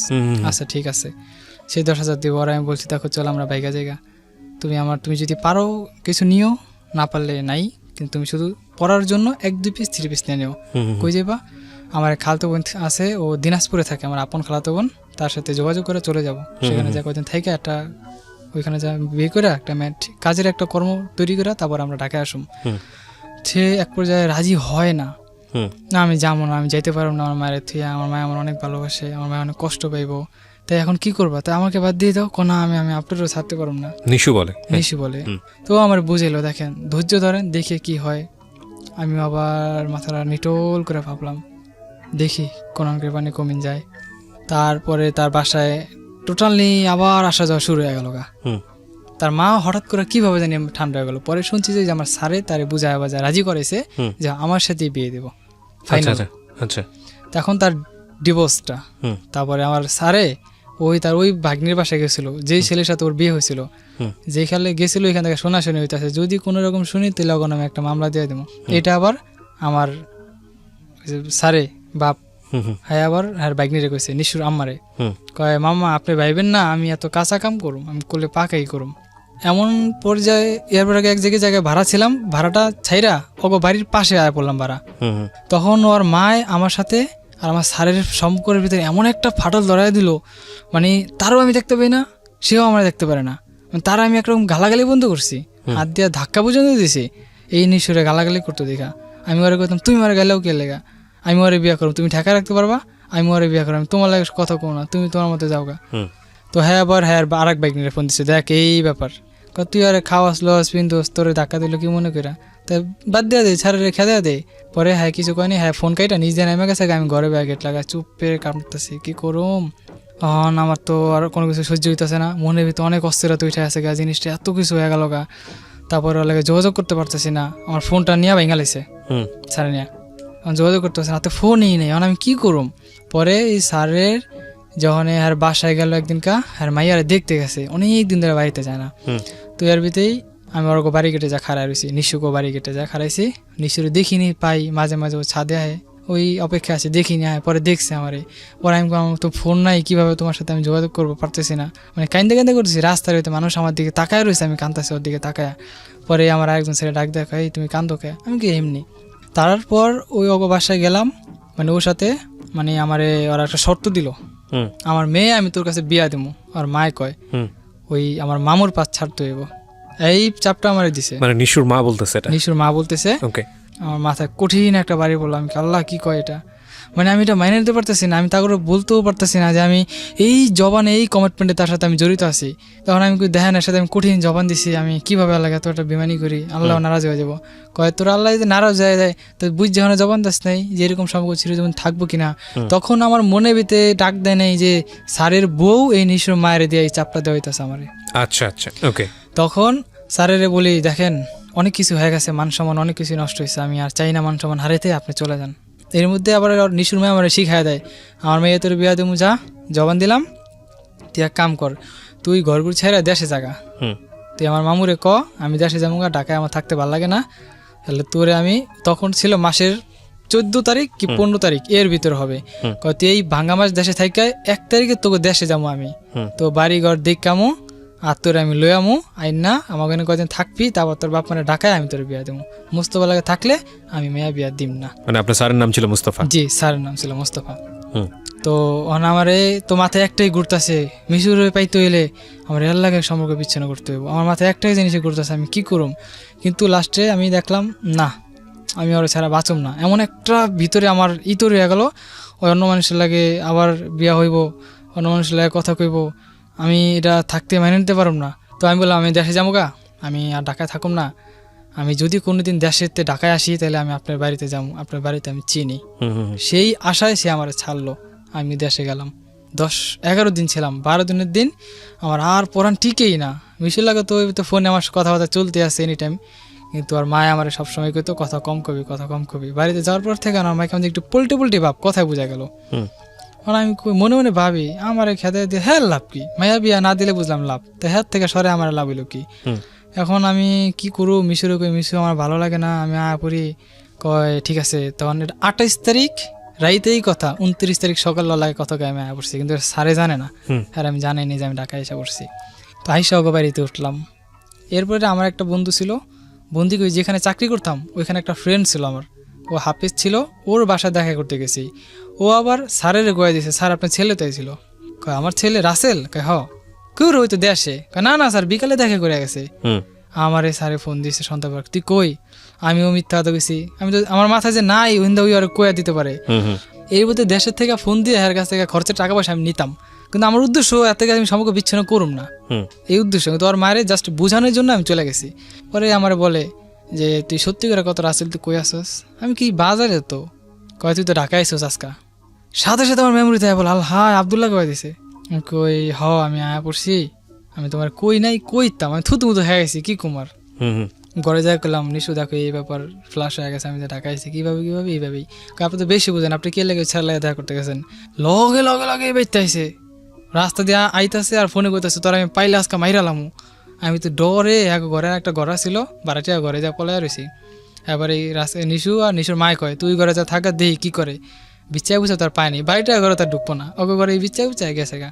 হ্যাঁ গিয়ে যাওয়ার পরে আমার কয় রাসেল তুই এখন কি করবি, তোর ডিসিশনটা কি। আমি ডিসিশন জানিছি তাই মুস্তফা বাদ, আমি কি বাদতে লাগে টোটাল বেকার লাগে, আর আমি চিনি না এরকম পরিস্থিতি। অগলাগে তো পুরো দেখাইতেছে আমি আপনার মেয়ে লাগে সব ছেড়ে দিছি। তারপরে এই নিশু আমারে কইতেছে এখন কি করবেন তাহলে আপনি, আমার এই চাকরিটাও গেছে গা, আমি এখন টোটাল বেকার, দেশে 15 দিন থেকেছি, কাজ কাম নাই। তো এর ভিতরে আমার মায় আমার হঠাৎ করে ফোন দিলো, কয় কি রে তুই তো দেশে এতদিন কোনোদিন থাকস নাই, কি হয়েছে তোর। আমি কি না কিছু হয় নাই, আর এত কিছু হয়ে গেছে আমার মায় জানে না। ও ঘরে থাকার 5-7 দিন পরেই গেলো, রাসেল কাজ কাম কর একটা। আমি কি একটা কাজ করুম, আমার গাড়ি শিখার ইচ্ছা, ড্রাইভিং শিখুম, আপনি আমার ড্রাইভিংটা শিখাই দেন, চাকরি আমি একটা বাস করে নিতে পারবো, পারবি তো। আমি কি এই কয়া ওর মায় আমার 1 মাস ঘুরাইছে, নিশুর মা। হ্যাঁ আচ্ছা, ড্রাইভিং শিখামু তুই টেনশন করিস না। আমি কইছি তোর ড্রাইভিং শিখামু, তোর আমি বিদেশ পর্যন্ত পাঠামু, তুই যাবি। আমি কি আমি যাবো, তোর ড্রাইভিংটা শিখা তোর আমি বিদেশ পাঠামু। তো ওই আশায় আমি আর নিশুরের একদিনকার আগে কি লিয়া দিন একটু ঝগড়া লাগলো, ওই আমার বকা দিছে জিদ্দের মাথা, পরে আমি পরে একটা লাঠিতে বাড়ি মারছি। খবর পেয়ে আইসে ওর মায় আমার একটা থাপ্পড় মারছে ঘরের ভিতরে, ঠিক আছে তুই বাইরে অক্ষণে। পরে আমি বাইরে গেলাম, মিশিয়ে গেলাম, তুমি আমার ফোন দিও। ওই আর বড় বোনের বাসায় গেছে গা, আমিও পিছিয়ে ফলো করতে করতে গেলাম। ওইখানে গেছি, ওকে বাসায় গেছি। ওকে বাসায় যে গেট খুলছে, গেট বাড়িতে মানে গেট খুলছে, তো যাতে গেট সিটকিন না লাগাতে পারি, কারণ আগে আমি হাত ঢুকাই দিছি। হাত ঢুকাতে আমার ওই যে অনেক জোরে একটা চাপ দিছে, এই জায়গায় আমি হাড্ডিতে ব্যথা পেয়েছি, আমার এই ব্যথাটা এখনো মাঝে মাঝে ওঠে। তো ঘরে গেলাম, মিশিয়ে গেলাম, তুমি চলো আজকে তোমার আমি জামগা। মিশিও রাজি, সবাই রাজি। ওনার মায় আমারে এই অনেক থাপড়াইতেছে, অনেক মারতেছে, তারপরে একটা লাঠি দিয়ে বাড়ি মারছে, বাড়িটা আমার গাড়ির উপরে পড়ছে। ওই ব্যথায় আমি অনেক চিখের বেড়া কাঁদছি। পরে নিজের মাথায় নিজের জিদ দিয়ে গেট ওয়ালের ভিতরে 4-5টা বাড়ি মারছি মাথা। পরে ওরা অন্য ঘরে নিয়ে আটকায় রাখছে। পরে ওই দিনকার জোর করে লয়ে আমি গেছি গা, লয়ে গেছি, কারণ কই যাবো, ঘুরতাছি গাড়তাছি, লাস্টে ওই মোস্তফার লাগে আবার যোগাযোগ করছি। হ্যাঁ আমার বুঝায় হনে আবার পাঠাইলো। ওর মেয়ে আমার ফোন দেয়, আমি নারী নির্যাতন মামলা দেবো তোর নামে, ঠিক আছে নারী নির্যাতন মামলা দিয়ে আপনি। পরে ওর বোন একটু ভালো ছিল, তো ওর বোনের বাসা আমার 20 দিন ডাকছে। তো ওই 20 দিনের বাসা থাকলাম। ফেব্রুয়ারির 1 তারিখে পাশের ঘর খালি হয়েছে, ওই ঘরে আমি ঢুকছি। ওর বিয়ে করলাম, হুজুর দিয়া বিয়ে বসলাম। তখন টাকা পয়সা ছিল না, টাকা কই পাবো আমি। পরে যে আমার যে একটা ফ্রেন্ড আছে না, ও হাফেজ ছিল, ও মানে কলমা টলমা পরে ওই নিয়মকরণ দিয়া বিয়ে পড়ায় দিছে। কইছে বিয়ে, আমি জিজ্ঞাসা বিয়ে ফরজ হয়েছে, ফরজ হয়েছে। পরে বিয়ে পড়াইছে, ওইভাবে চলতেছি, টাকা নাই, খাইতে পারি না, কি করুম। পরে ওকে বাড়ির সামনে নিচে দাঁড়ায় আমি চিন্তা করতেছি কি করুম। পরে একটা রিক্সাওয়ালার সাথে আমার দেখা হইলো। আমার সামনে রিক্সাওয়ালাটা প্যাসেঞ্জার নাম হইলো। আমি জিজ্ঞাসা করলাম, ভাই রিক্সা কত টাকা জমা? জিজ্ঞাসা করলাম, বললাম সব বিস্তারিত, ভাই এই ব্যাপার, আমি বিয়ে শাদী করছি। ও আমার গুলো, ভাই রিক্সা চালাইলে কোনো ঘরে কোনো অভাব থাকে না, লজ্জা শরম ফালা। ওই এলাকার বাইরে একটা রিক্সা গ্যারেজ ছিল, আমি সেই গ্যারেজে ঢুকলাম। আমার রিক্সা দিব না, অন্য একটা গ্যারেজে গেলাম, ভাই দেন আমারে, আমার এই ব্যাপার অনেক কষ্ট হইতেছে, আমার বললে আমি খাইতে পারতেছি না, আমার বউ না খায়া থাকে। পরে ওই গ্যারেজের ম্যানেজারটা খুব দেশি ছিল, কয় ঠিক আছে যাও ভাই, তোমার একটা রিক্সা দিমু আমি। ওই রিক্সা আমি প্রথমে একটা খ্যাপ মারছিলাম আপনার গুলিস্থান থেকে তাঁতিবাজার মোড় পর্যন্ত 20 টাকা দিছে। ওইখান থেকে আবার লক্ষ্মীবাজার একটা স্টুডেন্ট খ্যাপ নিলাম, ওইখানে 20 টাকা দিছে। এই 40 টাকা খ্যাপ মাইরা আমি দিয়ে আর খাড়াইতে পারি না, আমার ভিতরটা শুকায় গেছে গা। পরে পানি খেলাম 4-5 গ্লাস, খাইয়া অনেক সুন্দর পড়েছি। একটা রিক্সা এলাকায়, বাবা তুমি কান্দো কে? কইতে পারি না যে আমি বিয়ে করছি এই বয়সে। 360 টাকা হয়েছে আমার কাছে তখন। চলে গেছি 60 টাকা রিক্সা জমা দিয়া, হাত মুখ দিয়া ফেরি স্টেশনে চলে আসি, মিশতে বুঝতে না পারে। ওরি দিয়া চাইল ডাইল মোটামুটি 2-4 দিন চলার মতো সবকিছু করে আলাইছি। পরে এই রিক্সা চালাইতাছি 9 মাস রিক্সা চালা আমি কালা ভূত হয়ে গেছি গা। ধর আমি কইতাম রোহিতের কাজ করি, তো এই অবস্থা। তারপরে এর ভিতরে ওর একটা প্রাণের চাকরি পেয়েছি, আবার রিক্সাওয়ালা কথা কইতে প্রাণের দুধ বেছে কথা কইতে ওই চাকরি নিয়ে আনিছি, 9,000 টাকা বেতন দিব। চলতাছি এর ভিতরেই ওর পেটে একটা বাচ্চা এসে পড়ে, অ্যাক্সিডেন্ট, কোনো প্ল্যান প্রোগ্রাম ছিল না। ওকে, সেই বাচ্চা আসা পরে ওনার মায় পুরা বাই তার বাচ্চারা কিভাবে ফালাই দিব। আমি কি তুমি তোমার বিবাহিত স্ত্রী হয়ে থাকো, আর যদি আমাকে তোমার স্বামী হিসাবে মানো, তাহলে আমার কথাই শুনবা তুমি। ওইভাবেই ফাইনাল, বাচ্চা ফালাইবো না। এই প্রায় 8 মাস 9 মাস হওয়ার পর থেকে আমার মার লাগে একটা মিল হয়ে গেল গা। মিল হয়ে যাওয়ানে তখন ওর মারে আমার একটু দেখলো, কথাবার্তা কয়। তখন ওর বাড়িতে আমার ভিতরে একটা ফাটল ধরাইয়া দিল। পরে ওর মায় আমার কাছ থেকে নিয়ে গেল, মানে আমারই যাইতে দেয় না। পরে আমি গেছি মতো আমার এই ক্রিকেট খেলার স্টাম্প ফেলে দিয়ে আমার অনেক এগুলো অনেক মারছে। প্রায় অনেক দিন পর বিছনা ছিলাম। ওর মায়, আমি আমার বউয়ের কাছে গেছি দেখা। ওকে, ওকে যে বিয়ে করেছেন এটা কি আপনার ফ্যামিলিতে জানে, মানে আপনার বাবা মা জানে? জানতো, কিন্তু কেউ ছিল না, নিজস্ব লোক। তারপর আমি এখান থেকে আমি কাঁদতে চলে গেছি গা। তখন বাচ্চা হইব ডেলিভারি, তখন আমার ছোট বোন ওই যে তুলি আমার ফোন দিয়ে, রাসেল ভাই এই ব্যাপার মিশুতে হাসপাতালে। পরে এর ভিতরে ওর মার একটু ক্রাইম ছিল, সেটা আমি বলবো না। পরে এটা যে কোনো একটা কারণে পুলিশ র্যাব ধরে নিয়ে গেল ওর মারে। ওই আমার বাচ্চা হইলো, ওর মায়ে রোজার 20 দিনের দিন ছাড়া পাইয়া আমার আবার মারছে স্টাম্প দেওয়া। তারপর আমি সাথে সাথে ওর মার বাসায় পুলিশ নিয়ে গেছি। পুলিশের সামনে ওরা জিজ্ঞেস তুই ওর ভাত খাবি? আমার কাছে না, আমি তোর ভাত খাবো না। পরে আমি নাই মায়া পড়ছি। 2 দিন পরে আমার ফোন দিছে আপনার গললান 1 ঘন্টার ভিতরে। তখন আমি রিক্সা চালাইতেছি সদরকারে, 1 ঘন্টাতে গললান। তখন টাকা ছিল প্রায় 1,500-2,000 টাকা মতো ছিল। পরে ইমার্জেন্সি একটা গন নিলাম 500 টাকা দিয়া, ওরে নিয়ে এলাম। বাচ্চা হইলো, এই বাচ্চা নিয়ে আবার ওর মায় মিললো, আবার আমার কাছ থেকে ওর মায়ের মিশরে লয়ে আয়া পড়লো। বিয়ের ভিতরে বাচ্চা কিন্তু বড় হয়ে গেল, প্রায় 2.5 মাস। তখন এই জিদ করে বাচ্চা আমি পলে দেশে লয়ে গেছি গা। 2.5 মাসের বাচ্চা দেশে না 7 দিন রাখছি। দেখতেছি ছেলেটার খুব কষ্ট হইতেছে, ওরা নিয়ে গেছি। দেখি বাচ্চা টানে নিশা আমার লাগে দেশে আয়া পড়ে, কিন্তু নিশা রাহেনি। আমার ডাইরেক্ট কয় আমি অন্য জায়গায় বিয়া পড়বো, তাও তোর কাছে আমু না। এই কথা হুই না, আমি আবার আয়া পড়ছি হারানের ভয়ে। তখন থেকে মিশু আস্তে আস্তে আমার সরে গেল গা। আবার বুঝাইলাম, আবার আনলাম, কিন্তু আইলো না। পরে তখন পোল্লাটার আমি গেলে আমার কাছে তেমন একটা দেয় না। আর মিশু তো আমরা দেখতে পারে না, আমার 2টা নাম্বার ব্ল্যাক লিস্টে ফেলা রাখছে ওরা। এখন হচ্ছে আপনার এই অবস্থা। জি। ওকে, কেন বললেন এই গল্পটা আজকে জীবন গল্পে? এই গল্পটা আমি বলছি একটাই কারণ, যে আমি যেখান থেকে যেখানে আইছি কিন্তু আমার অনেক সুন্দর স্বপ্ন ছিল যে আমি ফিল্ম অভিনয় করব। আপনার স্যারের কি অবস্থা? সে ওই আগের মতোই আছে এখন। না, আপনাকে দেখাশোনা করে এখন? এখন আমার সাথে হালকা পাতলা যোগাযোগ আছে। না, আপনাকে ছেলের মতো এখন দেখে? ছেলের মতো সে দেখে কিনা আমি জানি না, কিন্তু তার সাথে সামনে আসলে বলে এখনো ছেলের মতো তোরে আমি দেখি। একটা মানুষ সারাটা জীবন ওয়েট করে একটা ভাগ্যের জন্য, একটা ভালো জায়গার জন্য। আপনার স্যার আপনার প্রতি কি ইন্টারেস্ট ছিল আমরা জানি না, বাট আমাদের কাছে অভাবনীয় লেগেছে বর্তমানের এই যুগে কেউ এরকম পেট্রোনাইজ করতে পারে। সেখান থেকে আপনি এরকম একটা সম্পর্কে গেলেন। আসলে বিয়ের সম্পর্কটাই খুব জটিল একটা জায়গা। এটা যদি খুব পিসফুল না হয় তাহলে একটা মানুষকে শেষ করে দিতে পারে। আর আপনার জায়গাটা থেকে আপনার শিক্ষা ব্যাকগ্রাউন্ড বা সব কিছু মিলিয়ে শুধু ফেস দেখে এরকম একটা জায়গায় যাওয়াটা একটা ভুল সিদ্ধান্ত ছিল। সেটাই হয়তো আপনি আজকে এখানে বলতে এসেছেন। আমরা প্রথম গল্প আরিফার গল্পে যে জায়গাটায় ছিলাম সেখান থেকে একদম পুরোটাই টার্ন করে অন্য একটা গল্প। একটা হচ্ছে ফ্যামিলি না থাকলে যেটা হয় সেটা, ফ্যামিলি থাকলেও অনেক সময় ডিরেইলড হয়ে যেতে পারে ছেলেমেয়েরা। প্রিয় শ্রোতা, আজকে আর কোনো মন্তব্য করতে চাই না এই কারণে যে এরকম ভুল আমাদের সমাজে প্রতিনিয়তই হচ্ছে। আপনারা ভুল থেকে সচেতন থাকুন, কারণ আমরা যত কিছুই বলি না কেন ভুল আমাদের হয়েই যায়, কিন্তু এই ভুল থেকে যতটুকু নিজেকে সেভ করা যায়, যতটুকু এসকেপ করা যায়, ততটুকুই হচ্ছে মানে better. Because human life is all about error. ভুল হবেই, কিন্তু সেই ভুল থেকে যতটুকু পরিমাণ নিয়ে সামনের দিকে এগিয়ে যাওয়া যায়। সো বিল্লাল হচ্ছে আপনার অরিজিনাল নাম, পরবর্তীতে রাসেল নামে ডেকেছিল আপনার স্যার। বিল্লাল, আমি শুধু একটা কথাই বলতে চাই, আপনি বর্তমানে কত বছর বয়স? 24 বছর। 24 বছর বয়স। আপনার প্ল্যান কি, ফিউচার প্ল্যান কি, ভবিষ্যৎ পরিকল্পনা? আমার ভবিষ্যৎ পরিকল্পনা, আমার পাসপোর্ট জমা দিয়েছি বিগত আরো 1 বছর আগে। আপনি কি বিদেশ চলে যাবেন? জি, এরকম একটা চিন্তাধারা, কিন্তু আমি এখন ছেলেকে দেখতে পান না? এখনো কনফার্ম না আমি যাব। ছেলেকে দেখতে পান আপনি? আপনার নিজের ছেলেকে মাঝে মাঝে দেখতে যাই। দেখতে যান? দেখতে দেয়? দেখতে দেয় আর কি, ওই গালাগালি ধরে তাও আমি যাই। কিন্তু আপনি আপনার ছেলের দুধের পয়সা যদি জোগাড় করতে না পারেন, এটা তো আপনার ওয়াইফ আপনার প্রতি রাগ করবেই। তখন ছিল।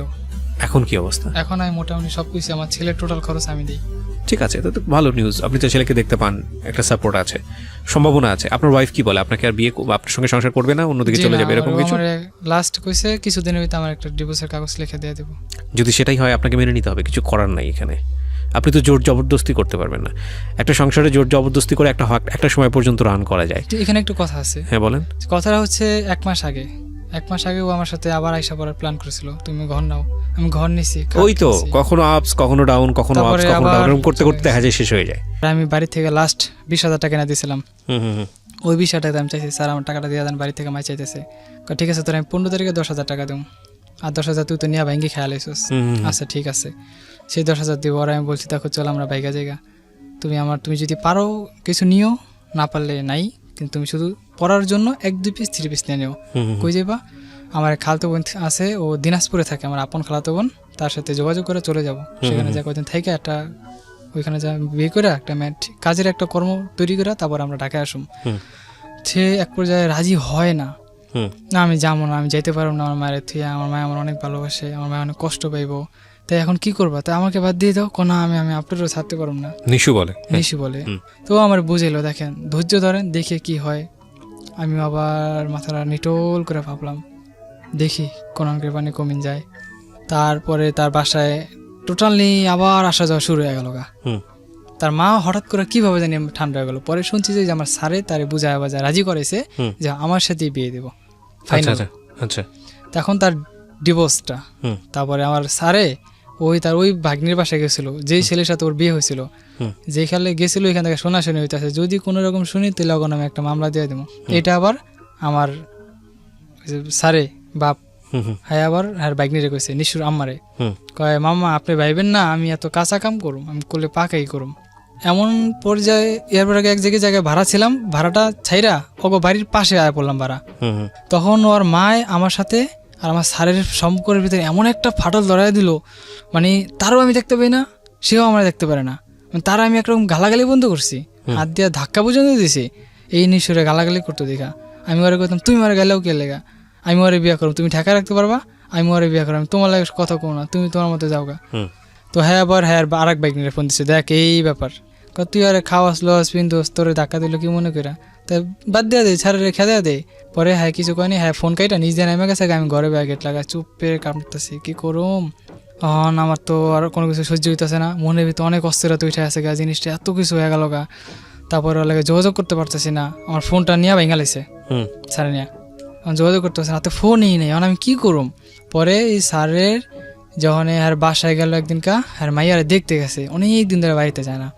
তো এর ভিতরেই আমি ওর বাড়ি কেটে যা খাড়াই রয়েছি, নিশুকে বাড়ি কেটে যা খাড়াইছি, নিশুর দেখিনি পাই, মাঝে মাঝে ও ছাদে আয়, ওই অপেক্ষা আছে দেখিনি আয়। পরে দেখছে আমারে, পরে আমি আমার তো ফোন নাই, কীভাবে তোমার সাথে আমি যোগাযোগ করবো, পারতেছি না, মানে কান্দে কান্দে করতেছি। রাস্তার হইতে মানুষ আমার দিকে তাকায় রয়েছে, আমি কান্দাছি ওর দিকে তাকায়।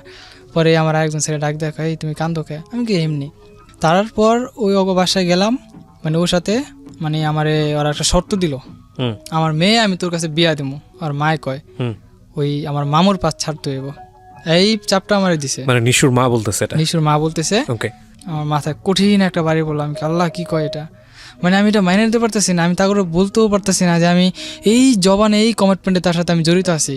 তখন আমি দেখেন এর সাথে আমি কঠিন জবান দিছি, আমি কিভাবে আল্লাহ এত একটা বেমানি করি, আল্লাহ নারাজ হয়ে যাবো।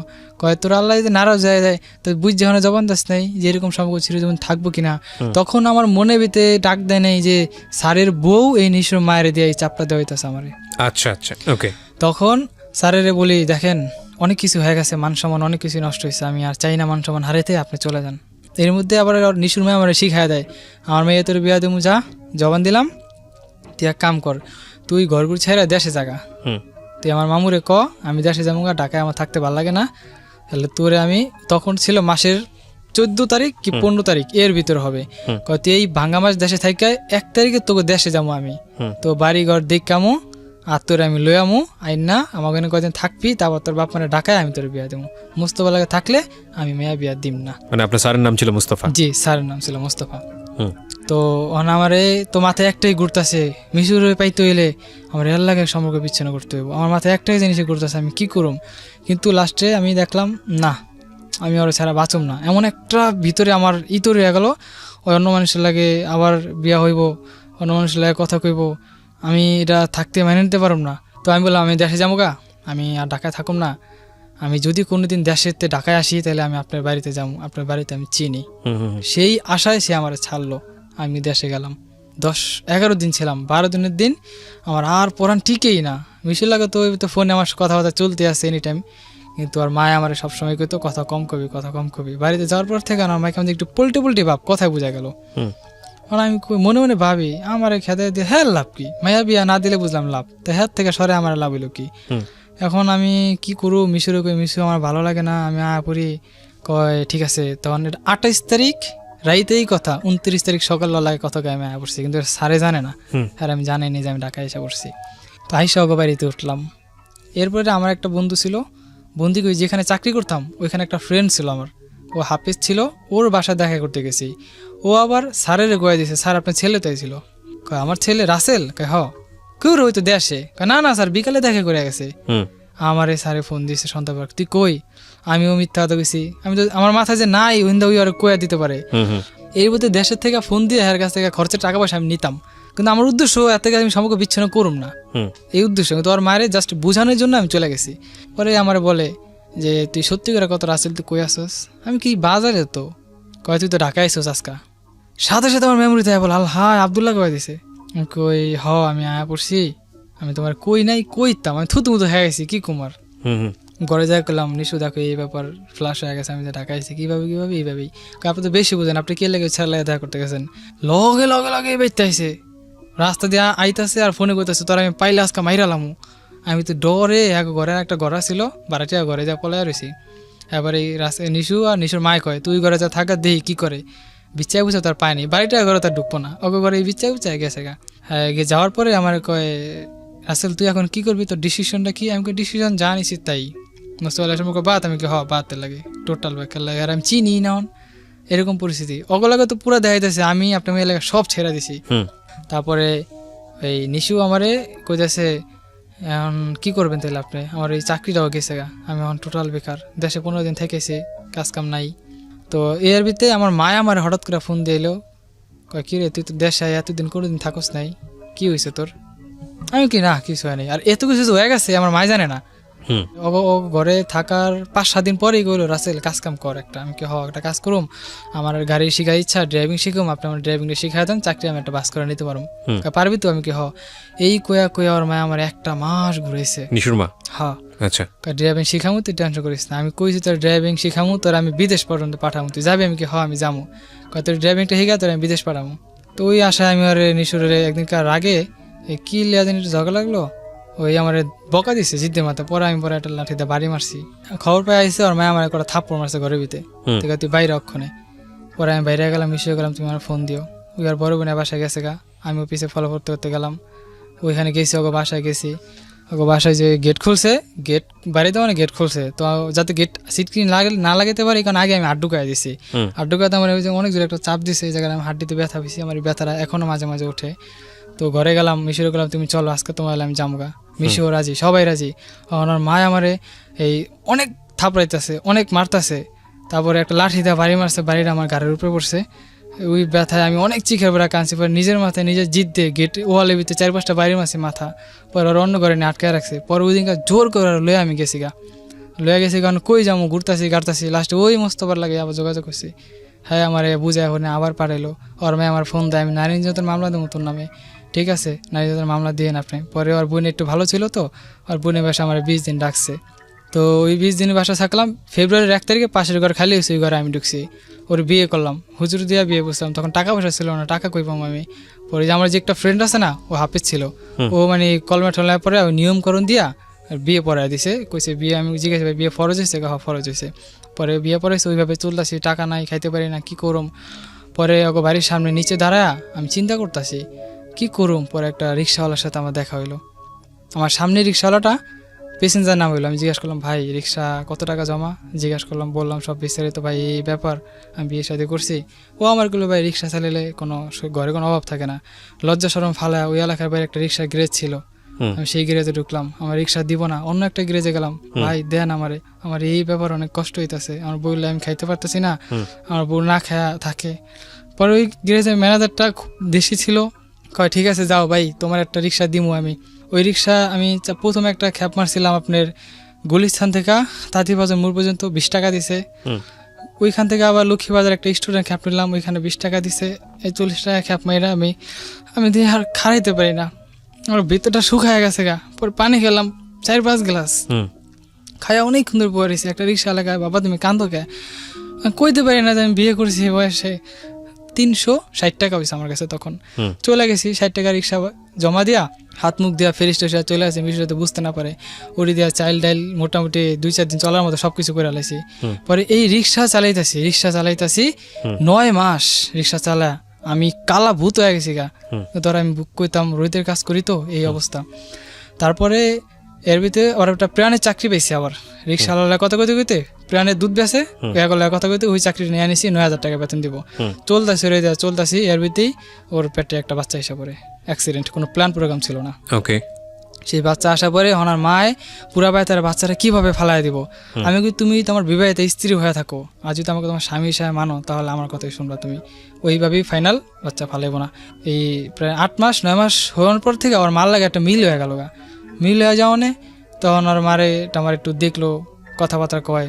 তখন ওর বাড়িতে আমার ভিতরে একটা ফাটল ধরাই দিল।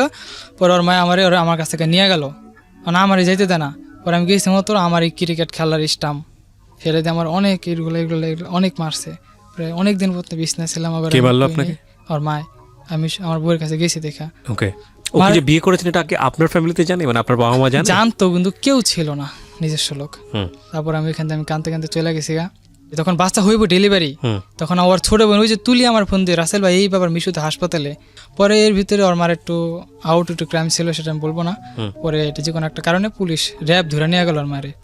ওই আমার বাচ্চা হইলো, ওর মায়ে রোজার 20 দিনের দিন ছাড়া পায়া আমার আবার মারছে স্টাম্প দেওয়া।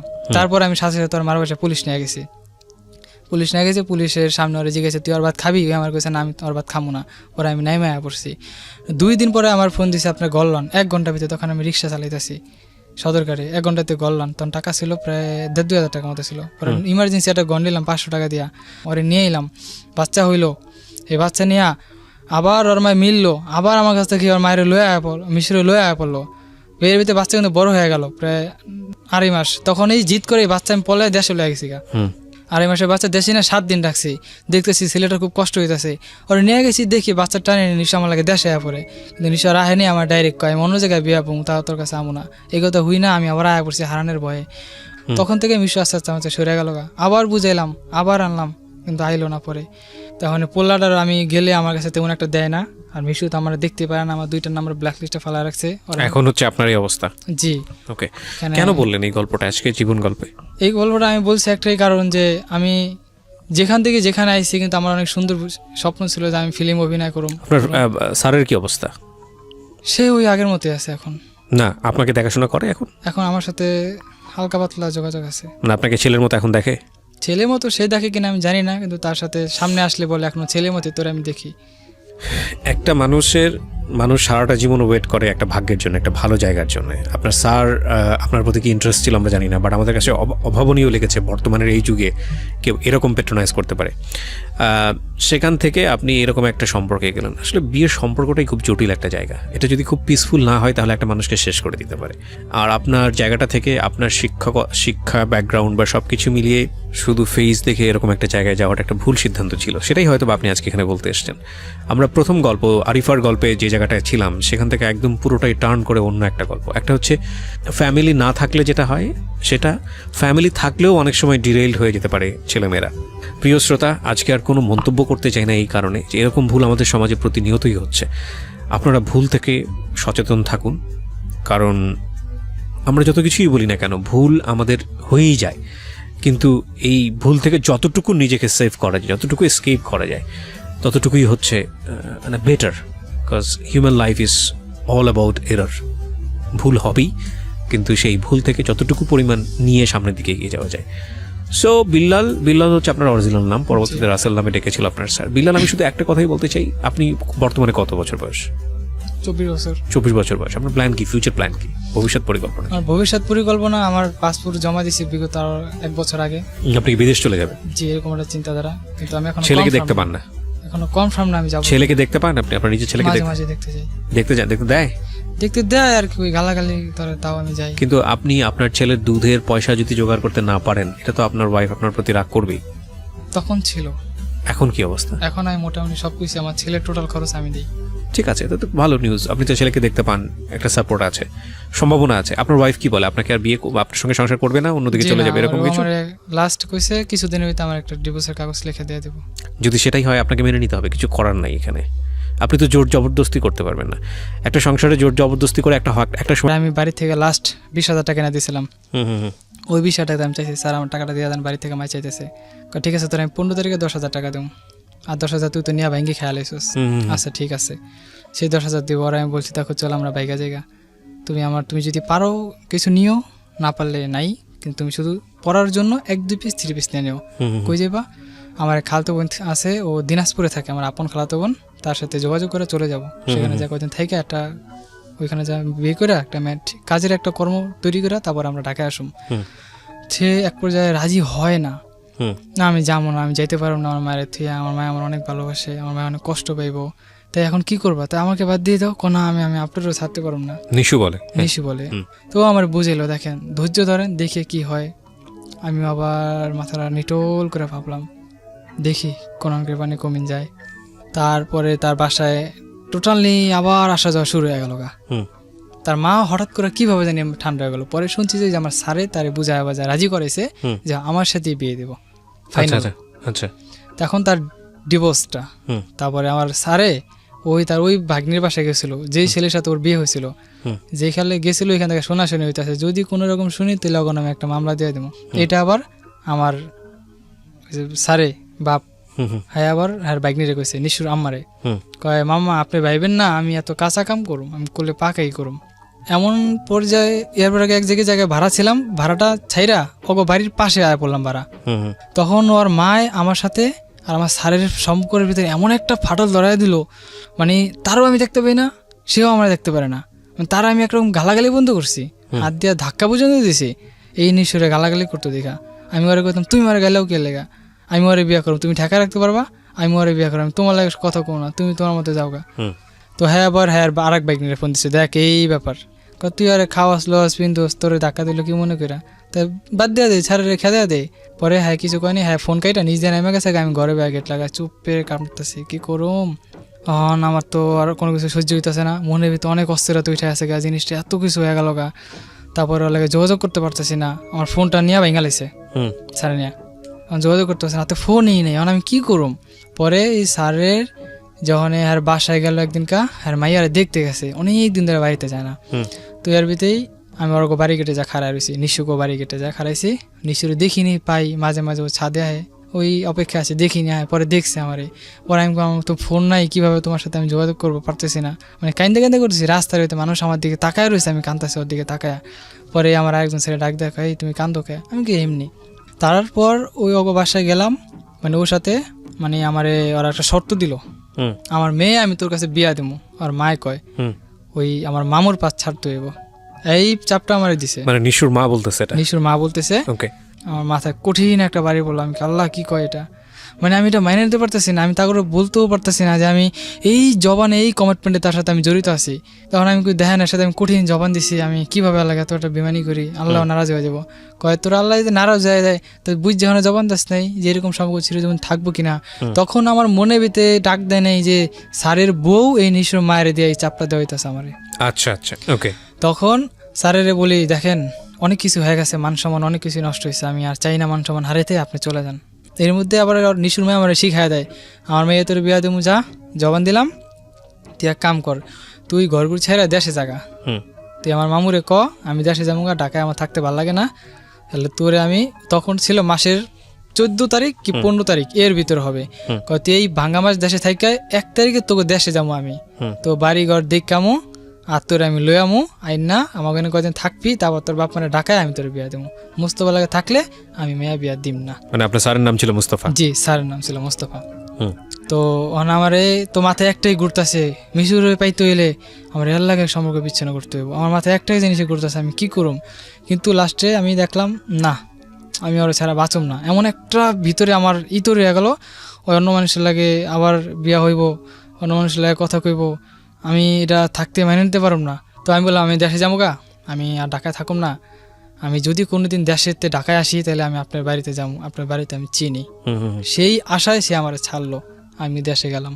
10-11 দিন ছিলাম, 12 দিনের দিন আমার আর পড়ান ঠিকই না। মিশুর লাগে তো ফোনে আমার কথাবার্তা চলতে আসছে এনি টাইম, কিন্তু আর মায় আমার সবসময় কইতো কথা কম কবি, কথা কম কবি। বাড়িতে যাওয়ার পর থেকে আমার মাকে একটু পোল্টে পোল্টে ভাব, কথায় বোঝা গেল। আর আমি মনে মনে ভাবি আমার খেতে দিয়ে হ্যাঁ লাভ কি, মায়া বিয়া না দিলে বুঝলাম লাভ, তো হ্যাঁ থেকে সরে আমার লাভ হইলো কি। এখন আমি কি করু, মিশুরে কই মিশু আমার ভালো লাগে না, আমি পড়ি। কয় ঠিক আছে। তখন 28 তারিখ রাইতেই কথা, 29 তারিখ সকাল লাগে কথা কয়ে আমি পড়ছি, কিন্তু স্যারে জানে না, আর আমি জানিনি যে আমি ঢাকায় এসে পড়ছি। তো আইসা ওকে বাড়িতে উঠলাম। এরপরে আমার একটা বন্ধু ছিল, বন্ধু যেখানে চাকরি করতাম ওইখানে একটা ফ্রেন্ড ছিল আমার, ও হাফিজ ছিল, ওর বাসায় দেখা করতে গেছি। ও আবার স্যারের গোয়া দিয়েছে, স্যার আপনার ছেলে তাই ছিল। আমার ছেলে রাসেল? হ। কেউ হয়তো দেশে? না না স্যার বিকালে দেখা করে গেছে। আমার স্যারে ফোন দিয়েছে সন্ধ্যাবার, তুই কই? আমিও মিথ্যা তো গেছি, আমি তো আমার মাথায় যে নাই ওইন্দা ওই আর কয়া দিতে পারে। এই বলতে দেশের থেকে ফোন দিয়ে এর কাছ থেকে খরচের টাকা পয়সা আমি নিতাম, কিন্তু আমার উদ্দেশ্য এত থেকে আমি সম্পর্ক বিচ্ছিন্ন করুম না, এই উদ্দেশ্য। কিন্তু ওর মায়ের জাস্ট বোঝানোর জন্য আমি চলে গেছি। পরে আমার বলে যে তুই সত্যি করে কত রাসেল তুই কই আসস? আমি কি বাজারে, তো কয় তুই তো ঢাকায় আসছ আজকা। সাথে সাথে আমার মেমোরিতে বল আল হাই আবদুল্লাহ কয়ে দিছে। কই আমি আয়া পড়ছি, আমি তোমার কই নাই কইতাম, আমি থুতু মুতু হয়ে গেছি কি কুমার। ঘরে যাই করলাম, নিশু দেখো এই ব্যাপার ফ্লাশ হয়ে গেছে, আমি যে ঢাকা আসছি কিভাবে এইভাবেই। আপনি তো বেশি বুঝেন, আপনি কে লেগে ছেড়ে লাগে দেখা করতে গেছেন, লগে লগে লগে বেঁচতে আইসে, রাস্তা দিয়ে আইতাছে আর ফোনে করতেছে, তোর আমি পাইলে আজকে মাইরালাম। আমি তো ডরে ঘরে একটা ঘর ছিল বাড়াটিয়া, ঘরে যা পলাই রয়েছি। এবার এই রাস্তায় নিশু আর নিশুর মায় কয় তুই ঘরে যা থাকা দেই কি করে, বিচ্ছাই বুঝে তার পায়নি, বাড়িটা ঘরে তার ঢুকবো না, ওকে ঘরে এই বিচ্ছাই বুঝাই গেছে গা। হ্যাঁ গিয়ে যাওয়ার পরে আমার কয় রাসেল তুই এখন কি করবি, তোর ডিসিশনটা কি? আমি ডিসিশন জানিছি তাই মুস্তফা সম্পর্কে বাদ, আমি কি বাদতে লাগে টোটাল বেকার লাগে, আর আমি চিনি না এরকম পরিস্থিতি। ওগুলোকে তো পুরো দেখা যাচ্ছে আমি আপনার মেয়ে লাগে সব ছেড়ে দিছি। তারপরে এই নিশু আমারে কইতেছে এখন কি করবেন তাহলে আপনি, আমার এই চাকরিটাও গেছে গা, আমি এখন টোটাল বেকার, দেশে 15 দিন থেকেছি, কাজ কাম নাই। তো এর ভিতরে আমার মায় আমার হঠাৎ করে ফোন দিয়ে এলো, কয় কি রে তুই তো দেশে এতদিন কোনোদিন থাকস নাই, কি হয়েছে তোর? আমি কি না কিছু হয়নি, আর এত কিছু হয়ে গেছে আমার মাই জানে না।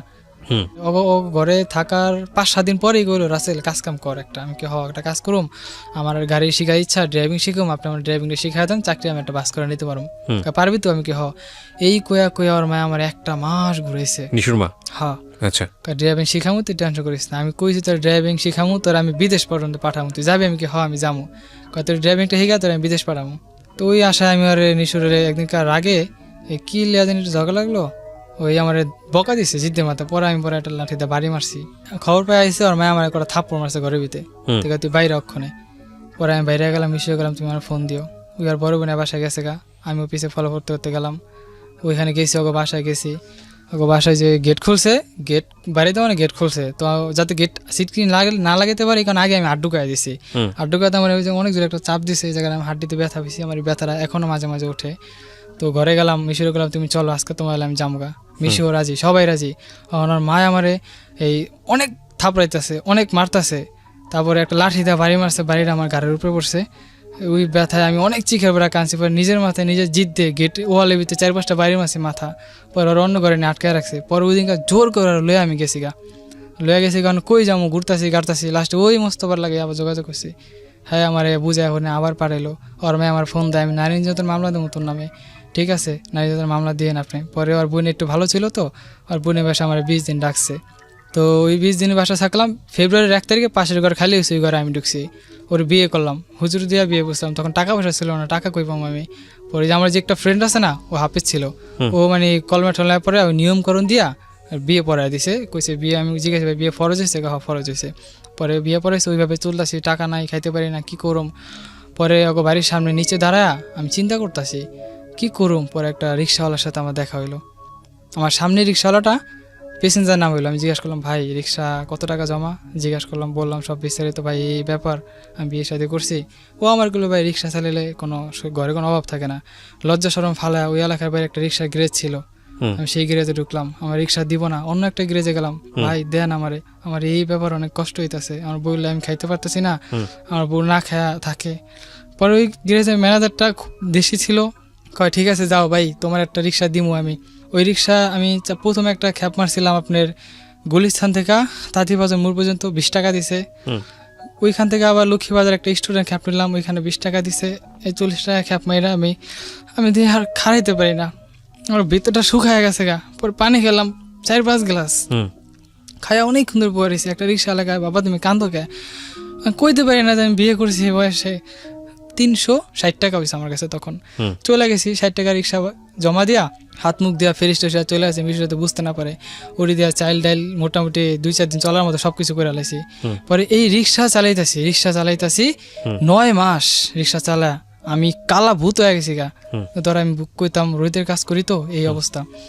তারপরে এর ভিতরে ওর একটা প্রাণের চাকরি পেয়েছি। আবার রিক্সাওয়ালা কথা কইতে প্রাণের দুধ বেছে কথা কইতে ওই চাকরি নিয়ে আনিছি, 9,000 টাকা বেতন দিব। চলতাছি এর ভিতরেই ওর পেটে একটা বাচ্চা এসে পড়ে, অ্যাক্সিডেন্ট, কোনো প্ল্যান প্রোগ্রাম ছিল না। ওকে। সেই বাচ্চা আসা পরে ওনার মায় পুরা বাড়ি তার বাচ্চাটা কিভাবে ফালাই দিব। আমি কি তুমি তোমার বিবাহিত স্ত্রী হয়ে থাকো, আর যদি আমাকে তোমার স্বামী হিসাবে মানো, তাহলে আমার কথাই শুনবা তুমি। ওইভাবেই ফাইনাল বাচ্চা ফালাইবো না। এই প্রায় 8-9 মাস হওয়ার পর থেকে ওর মার লাগে একটা মিল হয়ে গেল মিল হয়ে যাওয়ানে। তখন ওর মারে আমার একটু দেখলো, কথাবার্তা কয়। তখন ওর বাড়িতে আমার ভিতরে একটা ফাটল ধরাই দিল। পরে ওর মায় আমার কাছ থেকে নিয়ে গেল, মানে আমারই যাইতে দেয় না। পরে আমি গেছি মতো আমার এই ক্রিকেট খেলার স্টাম্প ফেলে দিয়ে আমার অনেক এগুলো অনেক মারছে। প্রায় অনেক দিন পর বিছনা ছিলাম। আবার ওর মায়, আমি আমার বউয়ের কাছে গেছি দেখা। ওকে। ও যে বিয়ে করেছেন এটা কি আপনার ফ্যামিলিতে জানে, মানে আপনার বাবা মা জানে? জানতো, কিন্তু কেউ ছিল না, নিজস্ব লোক। তারপর আমি এখান থেকে কাঁদতে চলে গেছি তখন বাচ্চা হইব ডেলিভারি। তখন আমার ছোট বোন ওই যে তুলি আমার ফোন দিয়ে, রাসেল ভাই এই ব্যাপার মিশুতে হাসপাতালে। পরে এর ভিতরে ওর মার একটু ক্রাইম ছিল, সেটা আমি বলবো না। পরে এটা যে কোনো একটা কারণে পুলিশ র্যাব ধরে নিয়ে গেল ওর মারে। ওই আমার বাচ্চা হইলো, ওর মায়ে রোজার 20 দিনের দিন ছাড়া পাইয়া আমার আবার মারছে স্টাম্প দেওয়া। তারপর আমি সাথে সাথে ওর মার বাসায় পুলিশ নিয়ে গেছি। পুলিশের সামনে ওরা জিজ্ঞেস তুই ওর ভাত খাবি? আমার কাছে না, আমি ওর ভাত খামো না। পরে আমি নাই মায়া পড়ছি। 2 দিন পরে আমার ফোন দিছে আপনার গললান 1 ঘন্টার ভিতরে। তখন আমি রিক্সা চালাইতেছি সদরকারে, 1 ঘন্টাতে গললান। তখন টাকা ছিল প্রায় 1,500 টাকা মতো ছিল। পরে ইমার্জেন্সি একটা গন নিলাম 500 টাকা দিয়া, ওরে নিয়ে এলাম। বাচ্চা হইলো, এই বাচ্চা নিয়ে আবার ওর মায় মিললো, আবার আমার কাছ থেকে ওর মায়ের লয়ে আয়া পড়লো, মিশরে লয়ে আয়া পড়লো। এর ভিতরে বাচ্চা কিন্তু বড় হয়ে গেল প্রায় 2.5 মাস। তখন এই জিদ করে বাচ্চা আমি পলে দেশে লয়ে গেছি গা। 2.5 মাসের বাচ্চা দেশে না 7 দিন রাখছি, দেখতেছি ছেলেটার খুব কষ্ট হইতেছে। ওরা নিয়ে গেছি, দেখি বাচ্চা টানে নিশা আমার লাগে দেশে আয়া পড়ে, কিন্তু নিশা রাহেনি। আমার ডাইরেক্ট কয় আমি অন্য জায়গায় বিয়া পড়ব, তাও তোর কাছে আমো না। এই কথা হুই না, আমি আবার আয়া পড়ছি হারানের ভয়ে।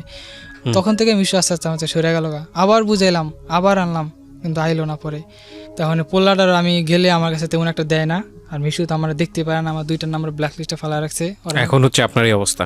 জি। ওকে, কেন বললেন এই গল্পটা আজকে জীবন গল্পে? এই গল্পটা আমি বলছি একটাই কারণ, যে আমি যেখান থেকে যেখানে আইছি, কিন্তু আমার অনেক সুন্দর স্বপ্ন ছিল যে আমি ফিল্ম অভিনয় করব। আপনার স্যারের কি অবস্থা? সে ওই আগের মতোই আছে এখন। না, আপনাকে দেখাশোনা করে এখন? এখন আমার সাথে হালকা পাতলা যোগাযোগ আছে। না, আপনাকে ছেলের মতো এখন দেখে? ছেলে মতো সে দেখে কিনা আমি জানি না, কিন্তু তার সাথে সামনে আসলে বলে এখনো ছেলে মতো তোরে আমি দেখি। একটা মানুষ সারাটা জীবন ওয়েট করে একটা ভাগ্যের জন্য, একটা ভালো জায়গার জন্য। আপনার স্যার আপনার প্রতি কি ইন্টারেস্ট ছিল আমরা জানি না, বাট আমাদের কাছে অভাবনীয় লেগেছে বর্তমানের এই যুগে কেউ এরকম পেট্রোনাইজ করতে পারে। সেখান থেকে আপনি এরকম একটা সম্পর্কে গেলেন। আসলে বিয়ের সম্পর্কটাই খুব জটিল একটা জায়গা। এটা যদি খুব পিসফুল না হয় তাহলে একটা মানুষকে শেষ করে দিতে পারে। আর আপনার জায়গাটা থেকে আপনার শিক্ষা ব্যাকগ্রাউন্ড বা সব কিছু মিলিয়ে শুধু ফেস দেখে এরকম একটা জায়গায় যাওয়াটা একটা ভুল সিদ্ধান্ত ছিল। সেটাই হয়তো আপনি আজকে এখানে বলতে এসেছেন। আমরা প্রথম গল্প আরিফার গল্পে যে জায়গাটায় ছিলাম, সেখান থেকে একদম পুরোটাই টার্ন করে অন্য একটা গল্প। একটা হচ্ছে ফ্যামিলি না থাকলে যেটা হয়, সেটা ফ্যামিলি থাকলেও অনেক সময় ডিরেইলড হয়ে যেতে পারে ছেলেমেয়েরা। প্রিয় শ্রোতা, আজকে আর কোনো মন্তব্য করতে চাই না এই কারণে যে এরকম ভুল আমাদের সমাজে প্রতিনিয়তই হচ্ছে। আপনারা ভুল থেকে সচেতন থাকুন, কারণ আমরা যত কিছুই বলি না কেন, ভুল আমাদের হয়েই যায়। কিন্তু এই ভুল থেকে যতটুকু নিজেকে সেভ করা যায়, যতটুকু এসকেপ করা যায়, ততটুকুই হচ্ছে মানে better. Because human life is all about error. ভুল হবেই, কিন্তু সেই ভুল থেকে যতটুকু পরিমাণ নিয়ে সামনের দিকে এগিয়ে যাওয়া যায়। সো বিল্লাল হচ্ছে আপনার অরিজিনাল নাম, পরবর্তীতে রাসেল নামে ডেকেছিল আপনার স্যার। বিল্লাল, আমি শুধু একটা কথাই বলতে চাই, আপনি বর্তমানে কত বছর বয়স? 24 বছর। 24 বছর বয়স। আপনার প্ল্যান কি, ফিউচার প্ল্যান কি, ভবিষ্যৎ পরিকল্পনা? আমার ভবিষ্যৎ পরিকল্পনা, আমার পাসপোর্ট জমা দিয়েছি বিগত 1 বছর আগে। আপনি কি বিদেশ চলে যাবেন? জি, এরকম একটা চিন্তাধারা, কিন্তু আমি এখন ছেলেকে দেখতে পান না? এখনো কনফার্ম না আমি যাব। ছেলেকে দেখতে পান আপনি? আপনার নিজের ছেলেকে মাঝে মাঝে দেখতে যাই। দেখতে যান? দেখতে দেয়? দেখতে দেয় আর কি, ওই গালাগালি করে, তাও আমি যাই। কিন্তু আপনি আপনার ছেলের দুধের পয়সা যদি জোগাড় করতে না পারেন, এটা তো আপনার ওয়াইফ আপনার প্রতি রাগ করবেই। তখন ছিল। এখন কি অবস্থা? এখন আমি মোটামুটি সবকিছু, আমার ছেলের টোটাল খরচ আমি দিই। ঠিক আছে, এটা তো ভালো নিউজ। আপনি তো ছেলেকে দেখতে পান, একটা সাপোর্ট আছে, সম্ভাবনা আছে। আপনার ওয়াইফ কি বলে? আপনাকে আর বিয়ে, আপনার সঙ্গে সংসার করবে না, অন্যদিকে চলে যাবে, এরকম কিছু? লাস্ট কইছে কিছুদিনের ভিতরে আমার একটা ডিভোর্সের কাগজ লিখে দিয়ে দেব। যদি সেটাই হয়, আপনাকে মেনে নিতে হবে, কিছু করার নাই এখানে। আপনি তো জোর জবরদস্তি করতে পারবেন না। একটা সংসারে জোর জবরদস্তি করে একটা সময় পর্যন্ত রান করা যায়। এখানে একটু কথা আছে। হ্যাঁ বলেন। কথাটা হচ্ছে 1 মাস আগে ও আমার সাথে আবার আইসা পড়ার প্ল্যান করেছিল, তুমি ঘর নাও। আমি ঘর নিছি। ওই তো, কখনো আপস, কখনো ডাউন, কখনো আপস, কখনো ডাউন, করতে করতে দেখা যায় শেষ হয়ে যায়।